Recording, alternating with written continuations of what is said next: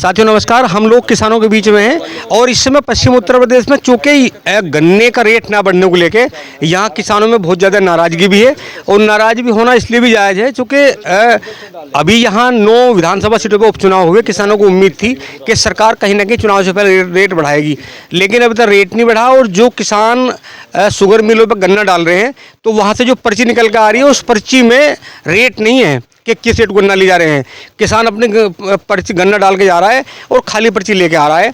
अभी तक रेट नहीं। किसानों को उम्मीद थी कि इस बार तो रेट अच्छा बढ़ने वाला है, क्योंकि अगर हम पिछले 7 साल की बात करें तो पिछले 7 साल में पिछले 5 अभी तक लगभग 20 से 25 रुपये कुंटल रेट गन्ने के बढ़े हैं। हालांकि अगर गन्ने के अलावा और सब चीज़ों की बात करें, महंगाई की बात करें, तो किसानों के परिवार के जो बच्चे स्कूल में पढ़ते हैं उनकी हर साल फीस में वृद्धि होती है। जो हर साल जब डॉक्टर के पास जाते हैं तो डॉक्टर की फीस बढ़ जाती है, मेडिसिन जब लाते हैं मेडिसिन दवा बढ़ जाती है, तमाम वे सब चीज़ें जो हर साल महंगी होती है। और किसानों में इस बात को लेकर नाराज़गी है कि उत्तर प्रदेश के एक मंत्री द्वारा ये कहा गया कि क्या हर साल थोड़ी गन्ने के रेट बढ़ेंगे। तो अब किसानों से बात करते हैं। बहुत ज़्यादा नाराज़गी किसानों में है कि गन्ने का रेट अभी घोषित नहीं हुआ। जी नमस्कार, आपका शुभ नाम जी? मैं योगेश चौधरी, मैं भारतीय किसान यूनियन किसान क्रांति से हूँ, राष्ट्रीय महासचिव। अभी पिछले 1.5 साल पहले जो है इन्होंने 25 रुपये बढ़ाए थे, जो कि अगोती जो किस्म है उसके 370 रुपये मिलते हैं, लेकिन पर्ची पे ये डालते नहीं हैं। अब गन्ने का पेमेंट टाइम से होता नहीं है। किसानों की हालत ये हो रही है कि अपना बीजेपी सरकार ने, मोदी जी ने खुद कहा था कि मैं 2022 में किसानों की आय दुगनी कर दूंगा, लेकिन 2024 चल रहा, दुगनी क्या जो पहले हो रही थी वो भी नहीं हो रही। उसका एक कारण है, जो अब गन्ना जो बीज अब चल रहा था, यो 2 साल पहले बड़ा अच्छा इसने प्रोडक्शन दिया, बड़ा अच्छा रिजल्ट दिया, बीघे में 60-70 कुंटल तक का निकल रहा था। लेकिन पिछले साल और इस साल तो ये हालत हो रही कि कोई एक आधा ही खेत होगा जिसमें 60-70 पहुँच रहा, नहीं तो 40-45 पे। वो कीड़ा ऐसा लगा है कि सारी फसलों का नाश कर दिया। दूसरा, चौधरी जैन जी जब इस सरकार में शामिल हुए थे तो उन्होंने ये कहा था कि किसानों के लिए भी मैं काम करूंगा और गन्ने का मूल्य बढ़वाऊंगा, लेकिन अभी तक कोई भी वहाँ जिक्र नहीं है। मुझे उम्मीद है जैन जी से अगर ये बात उनके यहाँ तक पहुँचेगी तो वो इस मुद्दे को, किसानों के मुद्दे को लेकर गन्ने के मूल्य को बढ़ाने के लिए कोई ना कोई अपना जो है पार्टी के समक्ष, सरकार के समक्ष अपने विचार रखें और बताएं उनको।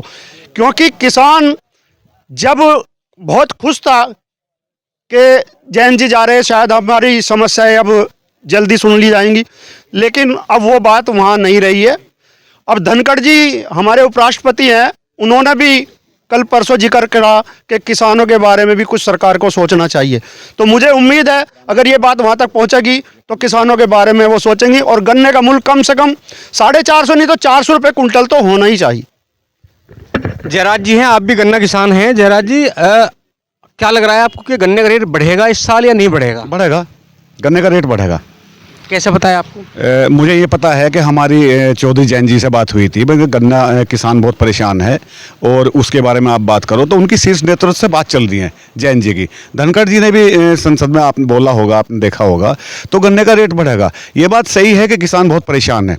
और सबसे पहले एक गलत परिपाटी चली आ रही है सरकारों की, जितनी भी सरकारें रही हैं, पहली सरकारें भी रही हैं, कि हम जो गन्ना डालते हैं मिल पे, हमारी पर्चियों पर रेट नहीं डलता। तो रेट डलना चाहिए। पेमेंट की बात है, 15 दिन में पेमेंट होने वाली बात है, नगद पेमेंट होना चाहिए। 15 दिन की बात छोड़िए आप, हम अपना माल दे के आ रहे हैं तो उसके पैसे लेके आएँ।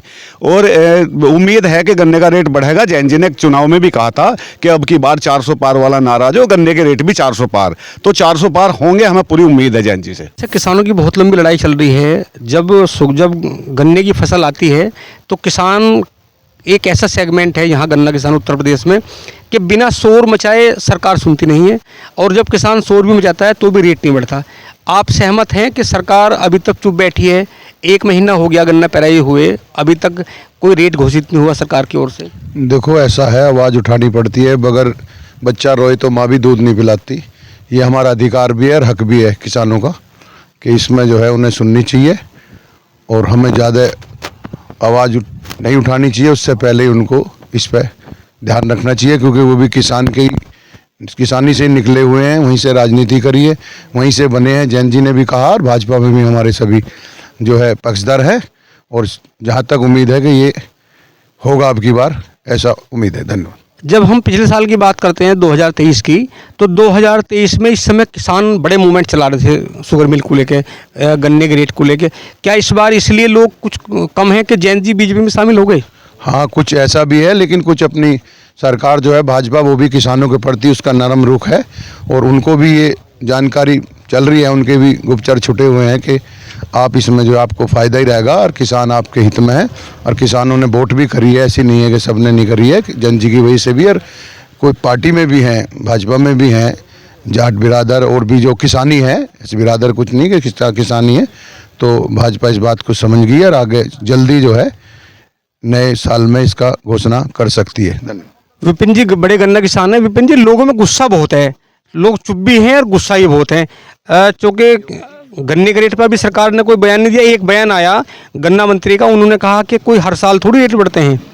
मतलब इस बात को लेकर जो बयान आया, बहुत सारे लोग इसका विरोध में बात कर रहे हैं कि भाई जब महंगाई और चीज़ों पर हर साल होती है तो गन्ने पे रेट क्यों नहीं बढ़ेंगे? बिल्कुल, देखो ये हमारे किसानों की बड़ी विडंबना है, बड़ी दयनीय बात है कि हम जो है अपने ही प्रोडक्शन में जो हमारी चीज़ हो रही है उसका रेट हम तय नहीं कर सकते। एक मोटरसाइकिल बनाने वाला है, वो अपनी मोटरसाइकिल का रेट तय करता है, उसने पिछले 3-4 साल में रेट दुगने कर लिए। चिप्स बनाने वाला है, वो अपने रेट तय कर सकता है। हर कोई आदमी जिसके यहाँ मैन्युफैक्चरिंग होती है वो अपने रेट तय करता है। हम इस गवर्नमेंट पर डिपेंड है, और गवर्नमेंट जो है वो उसके आंखों पर इतनी पट्टी बंधी हुई है कि वो बिना चिल्लाए सुनती नहीं है। जब हंगामा होगा, आंदोलन होगा, अब आप देख लो उठा के 2017 से कितने रेट बढ़े, 25 रुपये बढ़े। आप ये देख लो कि अब से मान के चलो 4 साल पहले स्कूलों की फ़ीस क्या थी, अब क्या है। मोटरसाइकिल जो है ये स्प्लेंडर वगैरह 40-45-50 हज़ार रुपये भाग जाती थी, आज 95,000 रुपये की आती है, 1 लाख रुपये की आती है लगभग। उनके रेट दुगने हो रखे हैं। आप कोई भी चीज़ उठा लो, मैं कह रहा हूँ जो भी प्रोडक्शन हो रहा है, गाड़ी उठा लो आप, है ना।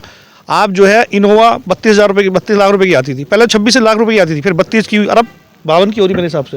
एंड टॉप मॉडल जो है अब 3 गुने प्राइस हो रहे हैं।